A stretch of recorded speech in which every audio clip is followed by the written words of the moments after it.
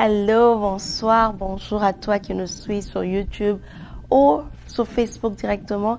Et un bonsoir ou un bonjour spécial à toi aussi qui va nous suivre sur notre télévision à Kinshasa ou à Lubumbashi.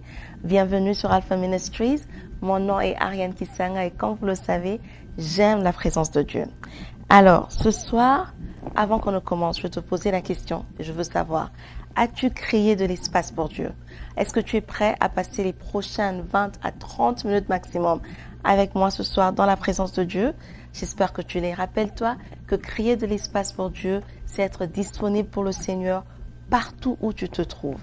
Être disponible pour Dieu, le permettre de te parler et aussi être en mesure de prendre quelques minutes dans sa présence. Donc, comme d'habitude, on va commencer ce soir avec une prière et notre verset d'appui pour cette prière de ce soir, c'est dans 1 Samuel 3 au verset 9. La parole de Dieu nous dit, il dit à Samuel, va, couche-toi. Et si l'on t'appelle, tu diras, parle, Éternel, car ton serviteur écoute. Et Samuel alla se coucher à sa place. On va prier ce soir avant de commencer et on va dire au Seigneur, parle-nous.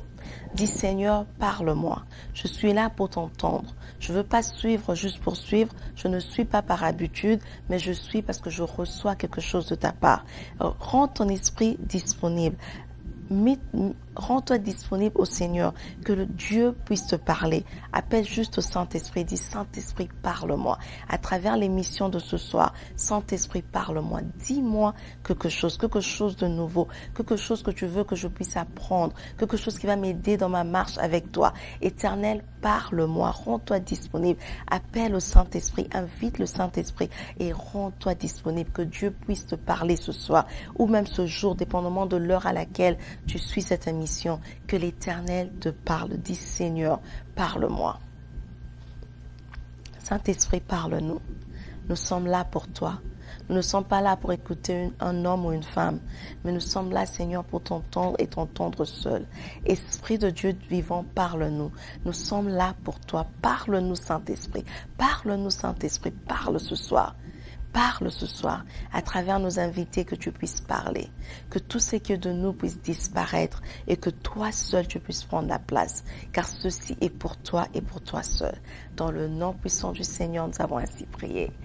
Amen, amen, amen. Alors, c'est notre soirée où nous avons un invité et c'est la soirée invitée du mois. Mais cette soirée est spéciale parce qu'aujourd'hui, le soir chez moi, mais je ne sais pas à quelle heure il est chez toi quand tu suis. Je ne suis pas seule sur le plateau. J'ai avec moi des lionnes. Des lionnes du ministère Lyon Unis en Christ. Donc moi aussi je fais part, mais ce soir je les invite et elles sont invitées sur Alpha Ministries. Alors pour ce soir, j'ai avec moi la lionne Kim, j'ai la lionne Priscille et j'ai la lionne Marina. Mais je vais leur permettre de donner leur nom et les villes dans lesquelles elles nous joignent ce soir. À vous les filles. Alors, bonsoir à tous et à toutes. Mon nom est Kibamba Nimo, mais pour faire plus court, on m'appelle souvent Kim. Donc, je suis à Montréal, au Canada. Et c'est un privilège, c'est un honneur pour moi d'être demeurée ici avec mes sœurs pour Alpha Ministry. Merci, Kim. Et on va passer la parole à Marina aussi.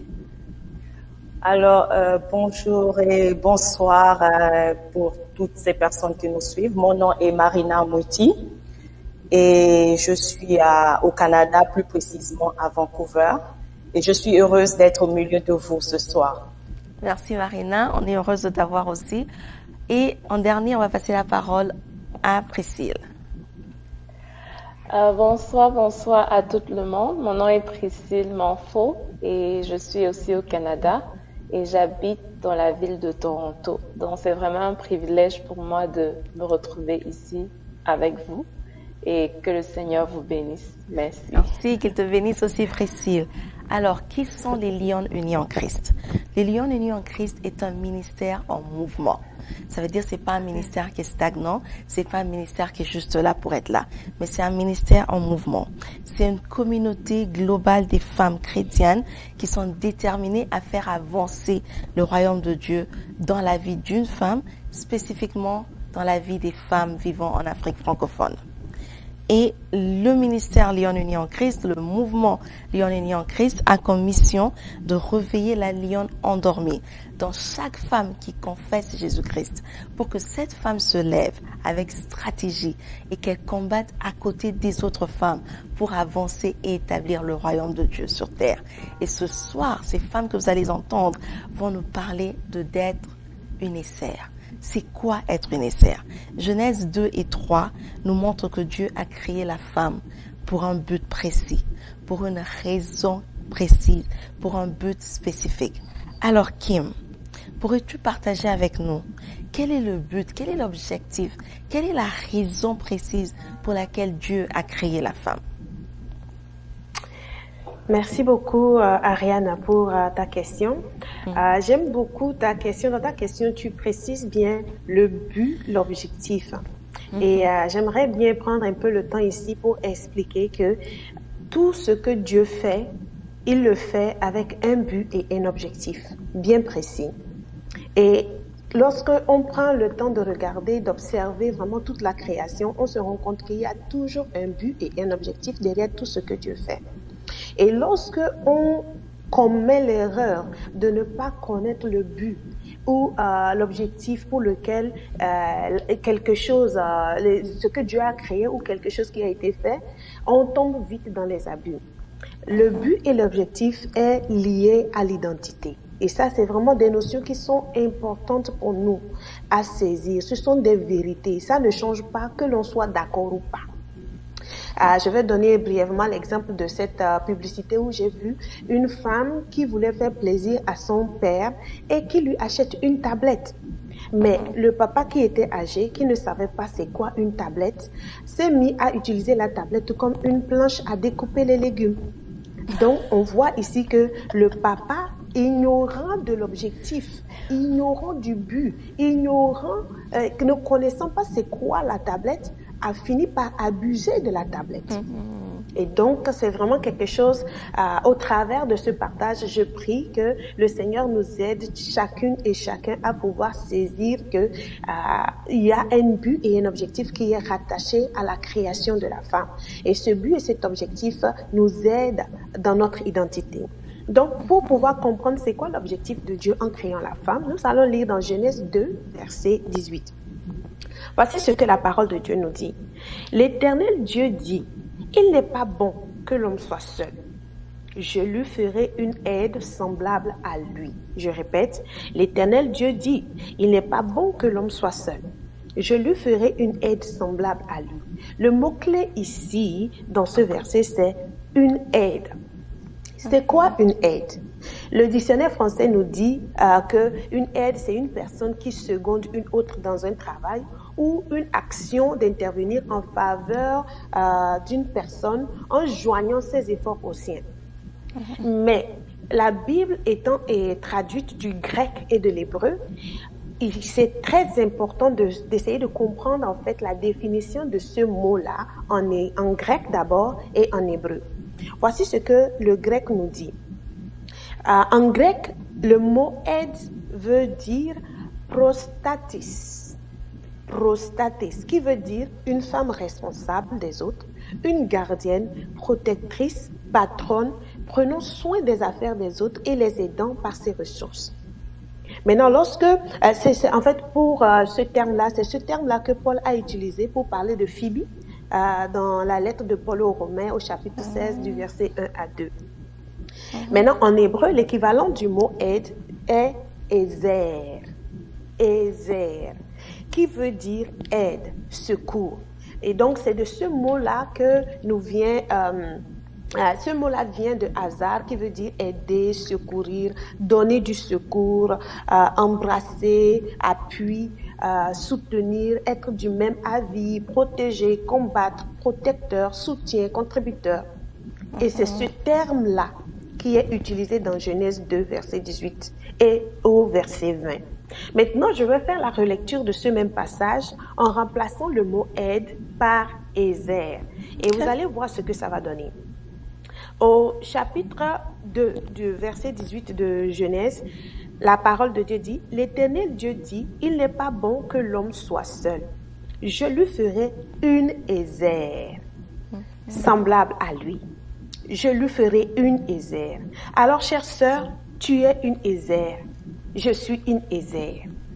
Tu es une aide, un secours, un appui, une gardienne, une protectrice, un soutien, une combattante, une contributrice.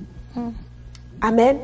Amen. Alors, c'est vraiment ça, c'est ça l'objectif de Dieu.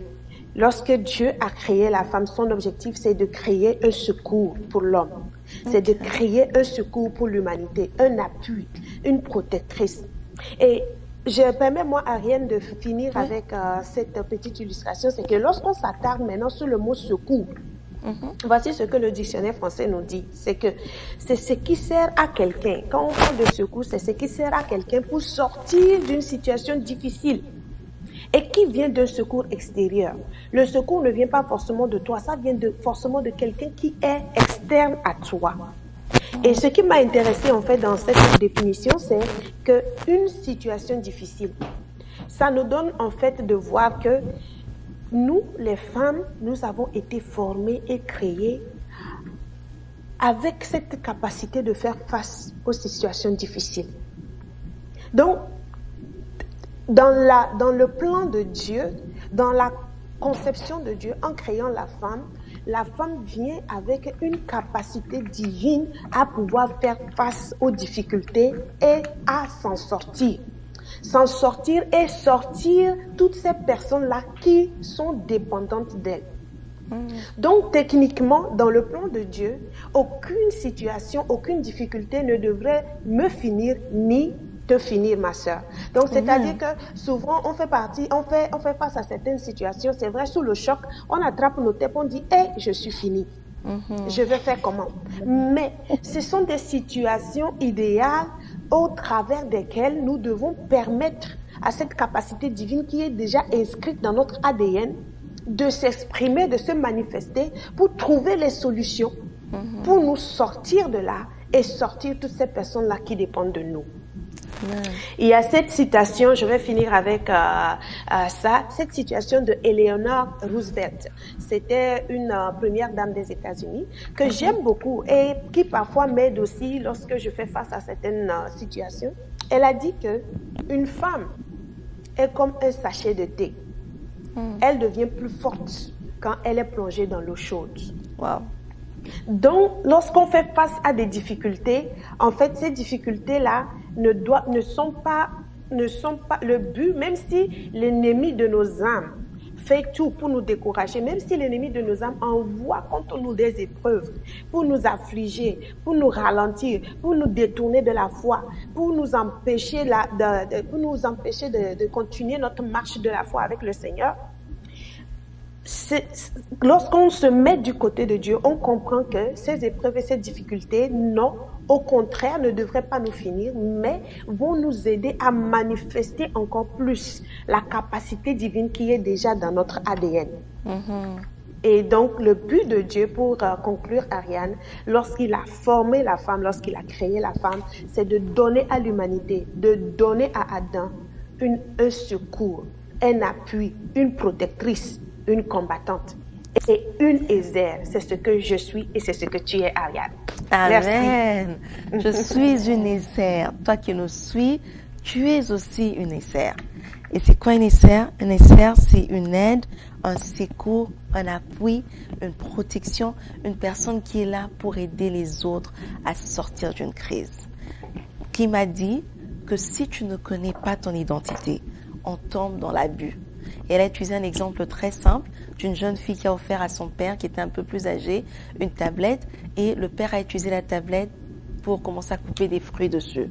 Donc c'était l'abus parce qu'il ne connaissait pas l'identité ou l'utilisation de la chose qu'il avait en main.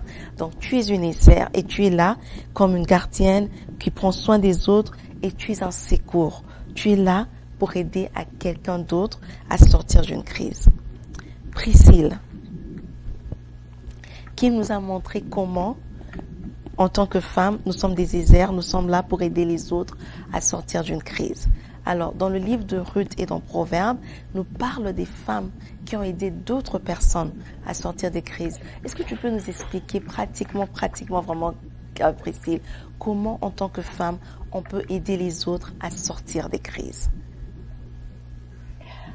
Ok, merci beaucoup Ariane de me passer la parole et je tiens vraiment à dire merci à Kim pour ce très bel apport par rapport à la femme en tant qu'une aide aisée. Et vraiment, c'est un point, c'est un sujet qui me marque et qui me touche vraiment beaucoup. Et il y a l'histoire de Ruth et de sa belle-mère. Je pense que cette histoire, on peut la retrouver dans le livre de Ruth 2. C'est important de le lire pour vraiment comprendre comment Ruth a dû aider sa belle-mère. Là, c'est vraiment l'histoire de Ruth. Elle était mariée et puis son mari est décédé. Et sa belle-mère a donc décidé de retourner dans sa ville natale. Et Ruth a décidé de suivre sa belle-mère. Là, on voit une fille qui quitte sa ville de naissance, sa ville où elle a des connexions. Elle arrive dans une autre ville, dans un autre pays, elle ne connaît personne. Et elle est tellement une femme travailleuse parce que elle ne s'est pas focalisée premièrement à se lamenter, disant non, j'ai quitté ma ville où je connais beaucoup de gens, je connais personne. Mais elle est sortie de sa maison pour aller chercher du travail, ne connaissant personne.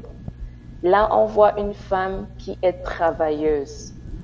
L'atmosphère dans laquelle elle se retrouve ne l'empêche pas de travailler. Parce qu'il y a beaucoup de gens, par exemple, on est dans une crise actuellement où des commerces sont fermés, les facilités qu'on avait ne sont plus là forcément, mais qui passent le temps peut-être à pleurer ou à se focaliser que non, c'était comme ça avant, c'est pas comme ça, c'est pas comme ça. Au lieu de chercher qu'est-ce qu'on peut faire dans la nouvelle façon de vivre, dans la nouvelle manière de vivre actuelle, enfin dans la dispensation actuelle, qu'est-ce que je peux faire pour continuer à aider? Ruth ici ne s'est pas arrêtée à dire non, je connais personne dans la nouvelle ville où je suis arrivée, mais elle est sortie chercher du travail. Et ce qui m'a marqué aussi beaucoup, c'est que lorsqu'elle s'en va travailler, on lui donne le rôle de vanner après qu'on ait déjà ramassé les graines. C'est un travail beaucoup plus difficile parce que c'est pas comme tu vas trouver des graines et directement tu les prends, mais tu dois ramasser après que les gens soient déjà passés. Donc ça demande vraiment d'être minutieux dans ça. Mais elle travaille et elle ne s'arrête que quand elle veut se reposer. Là, on voit comment c'est une femme qui travaille parce qu'elle avait sa belle-mère qui était âgée et qui n'avait plus autant de force pour aller travailler, mais elle s'est battue premièrement pour trouver un travail et deuxièmement, elle n'a pas simplifié le fait que non, c'était pas un travail de grande qualité parce qu'elle ramasse après les autres. Mais elle a mis son cœur pour travailler au point où et les serviteurs du champ où elle était touché par sa manière de faire et le maître même du champ a pu être touché par son témoignage et on voit ici qu'après le maître du champ a pu l'épouser et là elle était capable de sortir sa belle-mère de peut-être la pauvreté, sortir sa belle-mère de la famine parce qu'elle pouvait apporter à la maison quelque chose de concret et quelque chose qui change leur vie. Là c'est vraiment l'exemple d'une femme qui travaille. Elle est arrivée dans un autre environnement et elle n'est pas restée dans son passé, mais elle a dit, voici ma nouvelle réalité, comment je fais pour pouvoir m'en sortir? Et c'est un exemple vraiment à suivre pour nous avec la réalité du Covid qui touche tout le monde, de ne pas juste s'asseoir à s'apitoyer que non, c'était comme ça avant, mais penser, prier, demander au Saint-Esprit comme ma sœur a tantôt dit, on est une aide, Seigneur, comment est-ce que je peux travailler pour aider, continuer à aider mon mari, continuer à être un secours pour mes enfants dans la nouvelle réalité qu'on est en train de vivre. Là, c'est un exemple qui m'a beaucoup marqué et je vais ouvrir une parenthèse. Il y en a des femmes qui étaient dans des familles très aisées, qui sortent et qui sont dans une nouvelle réalité. Peut-être le mari n'a pas assez de moyens, mais elle continue de vivre comme dans le passé. Au lieu de se dire, bon, ok, voici ma nouvelle réalité, il faut que je commence à vivre selon ma nouvelle réalité, pas selon mon ancienne réalité. Donc, une femme qui est travailleuse, qui est une aide, ne laisse rien la stopper. Au contraire, elle profite des nouvelles opportunités et des obstacles qui se présentent pour se réinventer et pour vraiment s'adapter à la nouvelle réalité et à continuer à soutenir pour être l'aide auprès de son mari, de ses enfants et de sa famille. Et en deuxième point, il y a aussi le texte du Proverbe 31, qui est vraiment une femme tellement travailleuse que je ne sais pas comment, dans le naturel, elle arrivait à faire tout ce qu'on cite là-dedans, dans la Bible. C'est vraiment un texte très riche. Et j'invite vraiment chacun à le lire sous l'inspiration du Saint-Esprit pour voir dans quel domaine tu as besoin de te réajuster. Là, on voit une femme qui organise sa maison, elle travaille, elle organise sa maison, elle s'occupe de ses enfants, elle s'arrange à ce qu'il y ait toujours à manger dans la maison et elle se réveille très tôt le matin avant que les autres ne soient réveillés, elle se couche tard et on dit elle ne mange pas le pain de la paresse. Ça veut dire, de loin, elle part chercher sa nourriture. Elle n'est pas surprise lorsqu'il y a l'hiver parce qu'elle a déjà apprêté les vêtements et tout. On voit une femme qui est vraiment organisée. C'est-à-dire organisée pour que malgré le fait qu'elle sort travailler, sa maison reste propre, sa maison reste organisée, ses enfants aient toujours de quoi manger. Parce qu'aujourd'hui, avec les nouvelles réalités, on se rend compte qu'il y a beaucoup de femmes parce qu'elles travaillent, on ne peut plus avoir à manger à la maison. Parce qu'elles travaillent, la maison n'est plus organisée. Parce qu'elle travaille, son mari forcément ne va plus manger des plats bien faits, mais on voit une femme qui est organisée. Ça peut vraiment juste prendre à déléguer les choses, comprendre que je peux pas faire tout. Qu'est-ce que je peux déléguer pour mieux organiser les choses? Si tu as peut-être des enfants à la maison, vois comment aussi les occuper pour qu'ils t'aident à faire, à diminuer le travail pour que tu ne sois pas genre être celle qui va tout faire parce qu'on ne peut pas tout faire. C'est genre savoir ses limites parce qu'on voit cette femme-là, elle partageait le travail, elle donnait le travail à ses servantes et puis c'est vraiment une femme organisée qui sait ses limites et qui délègue pour que les objectifs à la fin soit vraiment atteint, c'est-à-dire que sa maison continue de bien fonctionner, ses enfants aient le nécessaire, son mari continue vraiment à avoir tout ce qu'il a besoin, mais en même temps, elle apporte aussi des finances à la maison. Parce que la Bible dit « deux vaut mieux que un ». On voit que lorsque vous êtes deux à travailler, on tire un meilleur profit parce que tu vas pas juste dépendre tout le temps de ton mari pour faire tout dans la maison. Parce que lorsque tu travailles, premièrement, ça te donne vraiment de t'épanouir, ça te donne, c'est-à-dire la joie que tu as peut-être de donner un peu d'argent à quelqu'un qui est dans le besoin. C'est ce changement que tu apportes dans la vie des autres permet vraiment de te sentir comme utile à la société, utile à la communauté. Et là, tu n'es pas obligé de dépendre tout le temps que ton mari va te donner l'argent. Non. Dieu t'a mis en toi des dons et des talents. Et on est dans le Covid actuellement et je pense que c'est une bonne saison dans laquelle chaque femme doit vraiment prier et retourner à Dieu pour dire pourquoi tu m'as créé, parce qu'avant on était vraiment dans ce système-là où on s'engage dans les professions parce que ça donne de l'argent. Or, Dieu a mis des dons, il a mis des talents, tu as quelque chose à donner au monde. Ça peut être que tu sais préparer, ça peut être que tu sais coudre. Dans le cas de cette femme, on voit qu'elle était capable de coudre et puis elle pouvait faire des ceintures, aller vendre. Tu as quelque chose à donner au monde. Et ça, c'est vraiment une saison dans laquelle il faut profiter pour demander à Dieu, qu'est-ce que tu as mis en moi et comment est-ce que je peux servir les autres. Ne pas juste penser à être femme de maison. Je ne veux pas simplifier ce travail de s'occuper de la maison, mais vraiment se réinventer et exploiter tout ce que Dieu a mis en toi pour servir la communauté dans laquelle tu habites, pour amener le changement dans l'environnement où tu habites. Et vraiment, le fait de se déployer dans le travail va amener le revenu qui te permet aussi d'améliorer ta condition familiale. Et là, tu peux être aussi une source d'inspiration pour tes propres enfants. Parce que quand les enfants grandissent en ayant un exemple d'une maman qui travaillait, pas juste à la maison, mais dans le plan social, et elle pouvait soutenir la famille et tout, tu impactes tes enfants et tu es comme en train de leur montrer un exemple qu'ils vont aussi suivre lorsqu'ils vont grandir. Donc, on voit là vraiment deux femmes qui étaient des femmes très, très distinguées et qui ne se sont pas juste limitées à la maison, aider le mari, les enfants, mais qui avaient aussi un impact à l'extérieur, qui travaillaient. Et je vais ouvrir aussi une parenthèse. La femme du Proverbe 31 était une femme aussi qui investissait. On dit au verset 31, 16, elle pense à un champ, alors elle achète. Et là, je vais ouvrir cette parenthèse pour dire, c'est vraiment important que toi, femme, en tant que tu travailles, tu penses vraiment à faire de l'épargne.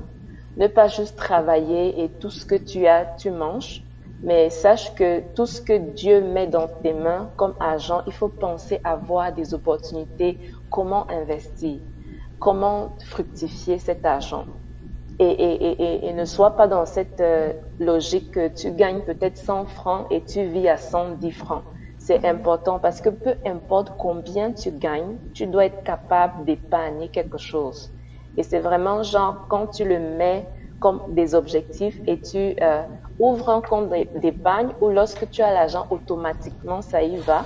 Tu vas te rendre compte si tu épargnes 10 francs chaque mois, en un an, tu as assez d'argent.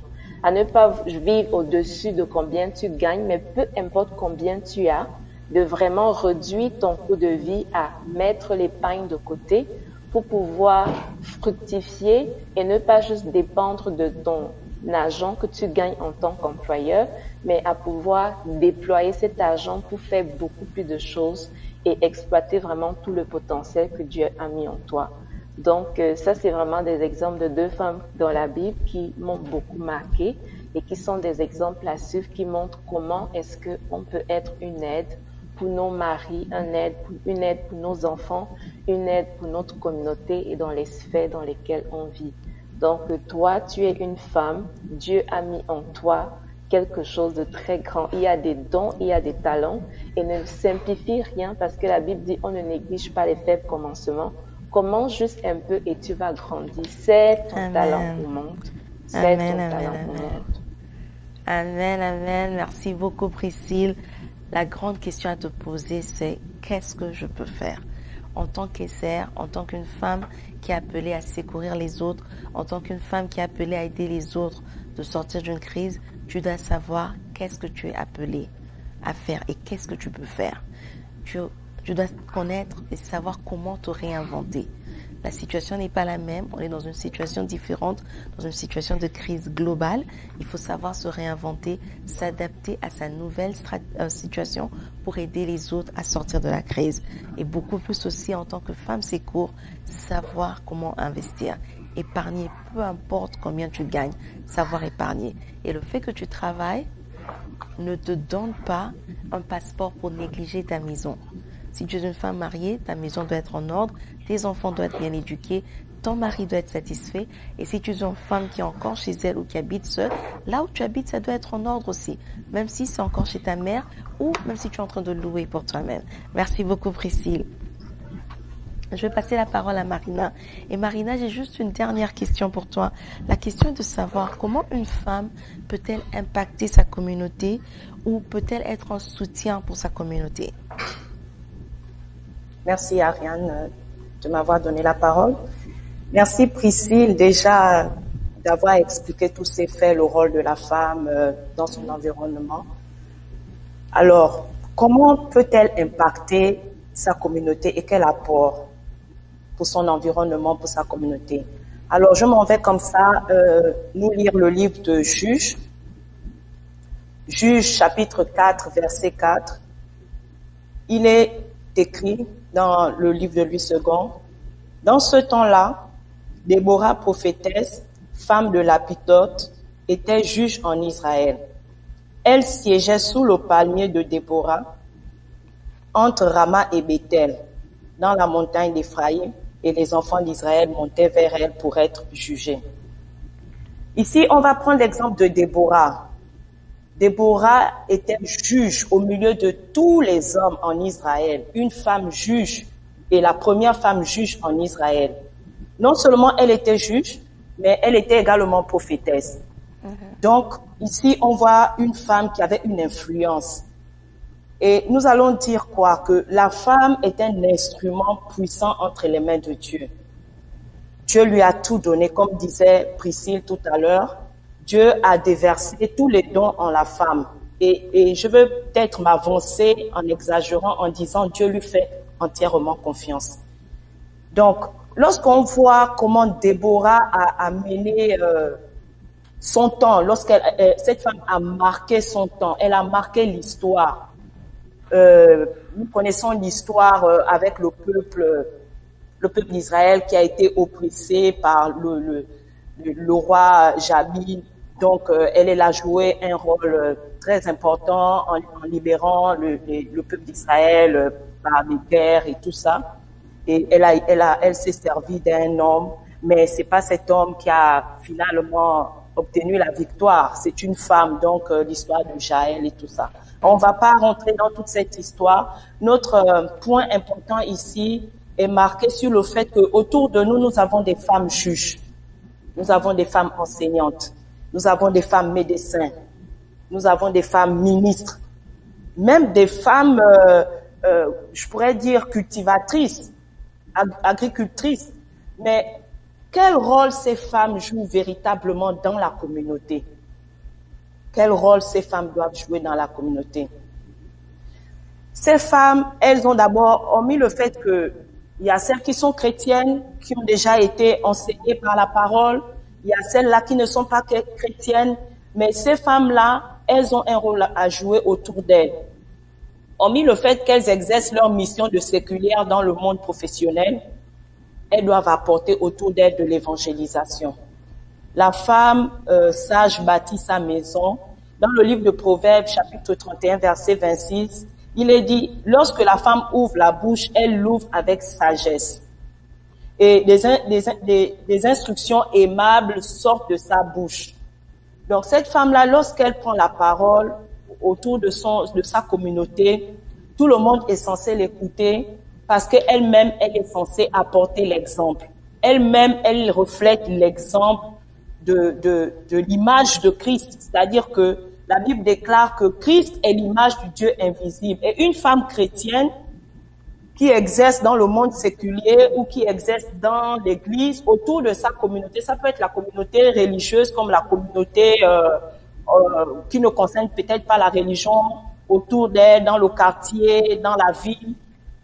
Elle doit faire la différence par son comportement, sa manière de marcher. On dit que le monde est fait des portes et des sommets. Et donc, dans chaque sommet, il y a des personnes qui sont en tête. Nous, en tant que femmes, des femmes Ézer, Kim l'a si bien dit, nous sommes des femmes Ézer. Nous devons être des femmes Ézer pour notre nation, des femmes Ézer pour notre communauté. Alors, on doit trouver des femmes à la tête de l'administration, donc à la tête de l'enseignement. Lorsqu'on a une femme qui est enseignée, elle est à la tête de l'enseignement, à la tête de l'éducation, ce qu'elle va apporter, ce sera différent de ce que le monde apporte. Elle va donner l'instruction qui viendra tout droit de Dieu parce qu'elle est juste l'instrument entre les mains de Dieu et elle est le canal par lequel le Seigneur passe pour transmettre une éducation à la génération future et même à la nouvelle génération et tous ceux qui nous entourent. Donc, elle a la mission d'évangéliser au sein de sa communauté. Elle a la mission de transformer des vies. Elle a la mission je vais dire, d'apporter la lumière. La Bible déclare que nous sommes la lumière du monde. Nous sommes faits pour éclairer autour de nous. Nous sommes faits pour éclairer les nations. Donc, elle doit éclairer la nation lorsqu'elle vient avec des idées. Vous voyez, par exemple, je vais prendre un exemple en ce moment, nous sommes dans la crise du Covid. Vous êtes une femme médecin, vous êtes une femme qui craint Dieu, qui marche selon la parole de Dieu. Les choses vont se faire selon que l'Esprit va conduire cette femme dans l'exercice de ses fonctions en tant que médecin. Elle va recevoir des cas, elle va pas les trier, elle va tous les soigner et elle va les soigner selon que le Saint-Esprit lui dira à tel endroit se trouve la maladie, à tel endroit il faut opérer ou pas. Donc, c'est vraiment important que la femme soit assise sous, je vais dire, la domination de Christ. Parce que lorsqu'on n'a pas Christ, cette femme c'est vrai, elle va travailler, elle va avancer, mais est-ce que sa communauté va être influencée par la présence et la domination de Dieu? On a besoin d'évangéliser. La Bible déclare dans le livre de Matthieu qu'allez-y, allez partout dans les nations, faites de toutes les nations, proclamant la parole de Dieu. Donc, nous devons aller pour proclamer, prêcher la parole de Dieu. Mais comment prêcher la parole de Dieu si nous-mêmes, nous n'avons pas cette parole en nous? Donc, la femme, lorsqu'elle parle, lorsqu'elle ouvre la bouche, c'est avec sagesse. Lorsqu'elle évangélise, c'est pour impacter le monde et impacter toutes les personnes qui vivent encore dans les ténèbres. Et lorsqu'elle apporte, hormis le fait qu'elle évangélise, elle enseigne dans les temples ou ça peut être dans des associations. Cette dame représente le sel de la terre. Elle a toute une saveur en elle. Et cette saveur-là va lui permettre de faire changer sa communauté en œuvrant pour le social. Elle va aider ceux qui sont démunis, les orphelins, elle va apporter de l'aide aux veuves, elle va mettre en place des associations éducatives pour aider à la réinsertion des jeunes déscolarisés. Elle regarde autour de son quartier, elle remarque qu'il y a des jeunes qui sont déscolarisés, il y a des jeunes qui errent dehors, qui n'ont pas d'abri. Elle va pas juste passer dans sa voiture, aller dans son lieu de travail et faire ça du lundi au dimanche, du 1er au 31, et ne pas ressentir le besoin d'aider ces personnes. Parce que en elle a la compassion. Dieu a mis dans la femme des entrailles de compassion. De telle sorte que lorsqu'elle voit quelqu'un qui est dans la souffrance, tout de suite, elle ressent de la douleur et le besoin et le désir ardent d'apporter de l'aide à cette personne. Donc, la femme, elle a le rôle de changer la communauté au travers de son organisation. Elle peut s'organiser en mettant en place des associations, en mettant en place des cellules de prière, en enseignant, en éduquant. Donc, elle a beaucoup de choses à faire. Elle ne va pas rester et croiser ses bras parce qu'elle a une mission en tant que femme chrétienne de prendre toutes les autres femmes qui ne sont pas en Christ et les amener en Christ. Ne pas les laisser même dans le cadre professionnel. Tu travailles avec des collègues, ça fait 10 ans, mais toi, tu évolues en Christ, mais tu remarques que les autres n'ont pas encore accepté Christ. Il faut que tu joues ton rôle d'évangéliste. La femme est une évangéliste. Nous avons vu l'exemple dans la Bible de la femme samaritaine. Elle a été la première à aller vite dire aux autres, venez voir, je rencontrais quelqu'un au puits. Donc, nous avons le rôle d'évangéliser. Amen. C'est important. C'est important de le faire. Nous ne devons pas rester les bras croisés. Nous sommes des instruments entre les mains de Dieu. Nous avons un rôle important pour construire autour de nous une société. La femme a la capacité de bâtir une société autour d'elle. Elle seule, elle peut faire des exploits. Mais avec la participation du Saint-Esprit, et le Dieu puissant qui est avec elle. Amen. C'est ce que je voulais apporter, Ariane, sur l'apport de la femme dans la communauté et son rôle à jouer. Merci beaucoup, Marina. Merci beaucoup. Cela est très important pour nous de comprendre en tant que femme. Tu es une essère, tu es un secours, mais tu as aussi un grand rôle de jouer dans l'évangélisation. Dieu t'a placé dans quel que soit le domaine, que ce soit que tu es en train d'œuvrer dans la société, il faut te rappeler que tu as un rôle d'évangélisation. Tu es rempli du Saint-Esprit pour enseigner les autres. Tu es rempli du Saint-Esprit pour emmener les autres femmes à Christ. Tu es rempli du Saint-Esprit pour aussi mettre en place ces organisations. Tu es peut-être médecin. Le Saint-Esprit doit t'aider. Tu dois soigner les gens d'une façon différente parce que toi, tu es rempli du Saint-Esprit et tu es le sel. Donc, à travers ton organisation, tu peux emmener et impacter ta communauté. Alors, pour aujourd'hui, nous avons appris qu'en tant que femmes, nous sommes des essairs. En tant que femmes, nous avons été créées pour être un secours, pour être une aide, pour aider les autres à sortir des situations de crise comme des femmes travailleuses, mais aussi pour impacter notre communauté en emmenant d'autres femmes et pourquoi pas d'autres hommes aussi à Christ. Merci beaucoup, mesdames. C'était vraiment un privilège et une grande joie pour moi de vous recevoir aujourd'hui. Comme je vous ai dit, moi aussi, je suis une lionne. Je suis Ariane de Toronto, pour celles qui ne me connaissent pas. Et on va demander à Marina, s'il te plaît, de clôturer ce moment et de bénir les peuples de Dieu par la prière, s'il te plaît. Amen. Alléluia. Merci Seigneur pour ces moments que nous avons passés en ta présence, Père. Nous ne sommes que des instruments entre tes mains, pardon. Et nous savons, Seigneur, que tu nous utilises puissamment et nous avons un rôle à jouer, c'est de transporter la parole, c'est divulguer la parole de Dieu autour de nous, autour de nos familles, autour du monde entier. Et nous, aujourd'hui, avec la nouvelle technologie, Seigneur, nous nous servons de ces outils, Père éternel, pour divulguer ta parole, pour impacter un plus grand nombre et pour amener un plus grand nombre à toi.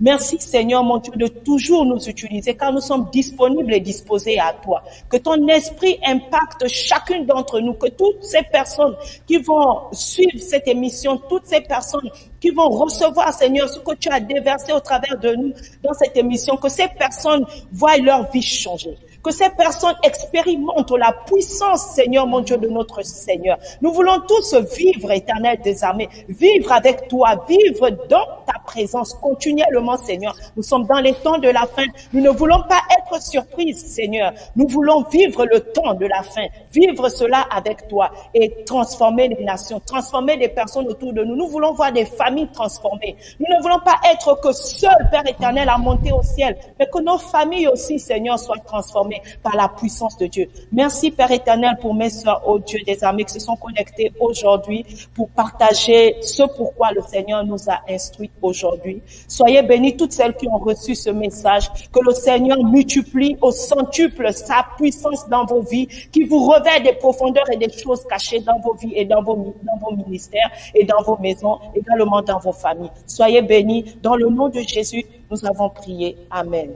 Amen. Amen. Amen, amen. Merci Kim, merci Marina, merci Priscille et merci à toi aussi qui as pris le temps de nous suivre ce soir ou cette journée, dépendamment de l'heure à laquelle tu nous suis. Merci d'avoir passé ce moment et jusqu'à ce qu'on se voit la semaine prochaine, rappelle-toi de toujours créer de l'espace pour Dieu. Au revoir. Au revoir.